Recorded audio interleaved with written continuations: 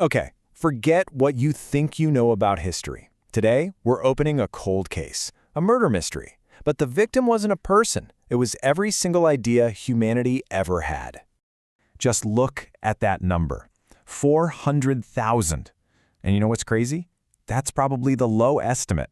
That's how many scrolls the Library of Alexandria might have held. I mean, just let that sink in. This wasn't a collection of books. This was everything. Every story, every discovery, every idea. All of it collected in one building. It was the brain of the ancient world, the hard drive for all of human knowledge. And then, poof, it was gone, just wiped out. And I know what you're thinking. You've heard this one before, right? One big, tragic fire, a terrible accident, and it all went up in flames in a single night. It's a nice, simple story. And it's a lie. The truth is so much worse. This wasn't a quick accident. It was a slow, brutal murder that took hundreds of years. This wasn't a tragedy. It was a crime scene. So if it was a murder, then who did it? Who really killed the Library of Alexandria? Let's line up the suspects. All right, suspect number 1. And get this, the first blow didn't come from some invading army. No, the call was coming from inside the house. Way back in 1450 BC, you have this pharaoh, Ptolemy VIII. He decides to launch a massive purge of all the intellectuals in the city. Why? Pure politics. And just like that, the greatest minds of the day were forced to flee for their lives. The head librarian, all the top scholars, gone. The brain drain had begun. And that's the first wound. See, you don't actually have to burn a library to kill it. You just have to empty it of its people. Okay, let's move on to suspect number 2.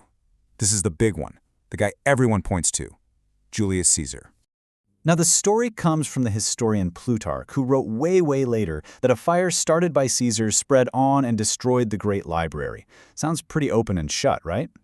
Well, hold on. In 48 BC, Caesar's in the middle of a war, and yeah, he sets fire to ships in the harbor. That fire absolutely did spread, but what did it hit? The evidence points to a warehouse down by the docks that just happened to have scrolls in it, maybe 40,000 of them.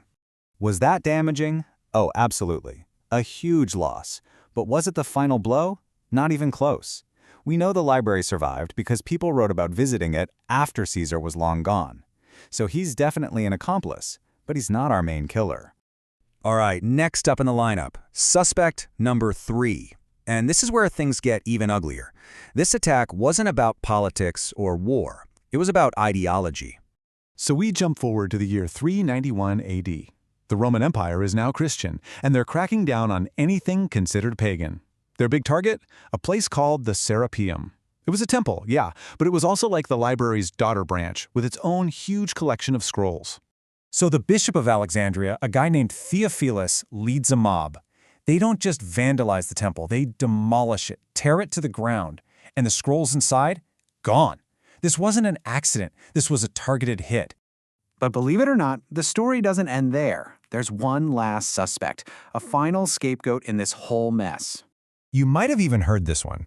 The story goes that in 642 AD, the Caliph Omar conquered Alexandria, and when he was asked about the books, he ordered them all burned to heat the city's bathhouses. It's a great story. It's also a total lie. It was propaganda. The first time this story even shows up in any historical record is 500 years after it supposedly happened. By that point, the Great Library was already a ghost.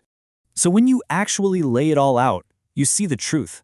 The purge of scholars, Caesar's fire, an imperial army destroying the whole district, the demolition of the Serapeum. This wasn't one event. It was a slow murder stretched out over centuries. So here's the verdict. The myth? One big fire, a quick, tragic death. The reality? A decline that lasted 700 years. It was neglect, politics, war, and multiple attacks. There wasn't one killer, there were many. So you want to know how you actually kill the world's greatest library? First, you cut its funding. Then you kick out all the smart people. You burn a part of it, maybe by accident. Then you let a war tear up its neighborhood. And for the final blow, you get a mob to demolish whatever's left. And that brings us to the real mystery, because the question isn't really who killed it. The real question is, what did we lose? What was on all those scrolls that are now gone forever? I mean, seriously, think about it. Were there lost histories of entire civilizations in there? Civilizations we only know about today from a few pieces of broken pottery. What about the original, definitive works of Homer? The master copies, edited by the very first librarian himself? Gone. Or how about the original maps made by Eratosthenes? You know, the guy who calculated the exact circumference of the Earth in that library over 2,000 years ago? Can you even imagine seeing that? What else was in there? Cures for diseases we're still fighting? Inventions that could have kicked off the Industrial Revolution 1,700 years early? Was our own future sitting on a shelf, just waiting for someone to read it? We'll never know. We will never know. And that right there is the greatest crime of all.